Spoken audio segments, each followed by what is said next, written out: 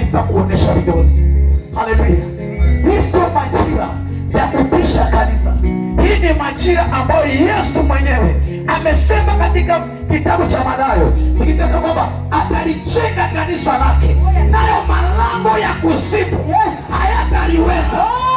Malango ya kuzimu, yani inamaanisha ufalme wote wa maeneo haya unaopiga kanisa hautaweza. Ile Kristo amejenga, mwenge inakombolewa, mwenge inarejeshwa kwa nafasi yake, na kanisa litasimama, na ufalme wa giza unaporomoka. Haleluya! Bwana asifiwe sana. Bwana Yesu apewe sifa. Tunapenda kuomba na tabiri ya kwamba kuna watu kutokea siku ya leo, wiki ambayo tunaingia, kuna watu maeneo haya, kuna watu kwa manyumba wanaosikia yule tu ambaye Kristo amenituma kwake, huyo ndio ninasema majira yake ni leo. Na tunapotoka hapa sikuwachi kwa hiyo hali tena, ufunguliwe na Bwana, uingizwe kwa nafasi yako. Bwana akaenda pamoja na wao, akafanya ishara, akafanya miujiza, akafanya miujiza.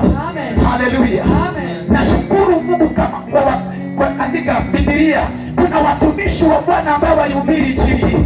Kuna watu kama kina Paul, haleluya.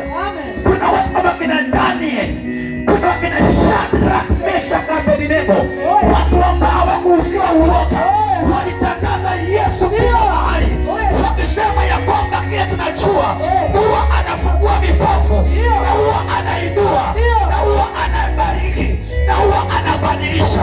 Kwa hivyo nimekuja kutangaza majira ya kuuziwa uoga kwa watu wa Mungu maeneo haya yameisha. Yameisha. Kwa wale mnaamini, inua mkono, sema imeisha kwangu. Sema imeisha kwangu.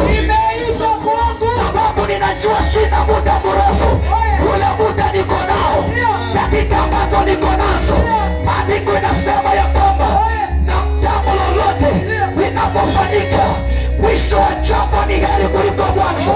Kwa hivyo natangaza anointing ya leo itafanya kazi kwa maeneo haya. Natangaza anointing ya leo itafungua mtu kwa maeneo haya, itatoa waliofungwa maeneo haya. Natangaza pia anointing waliofunga masigaumo, waliofunga nyoka, waliofunga mama majini, hii anointing itaziua zikiwa kwa manyumba katika jina la Yesu Kristo, kwa sababu mwisho wa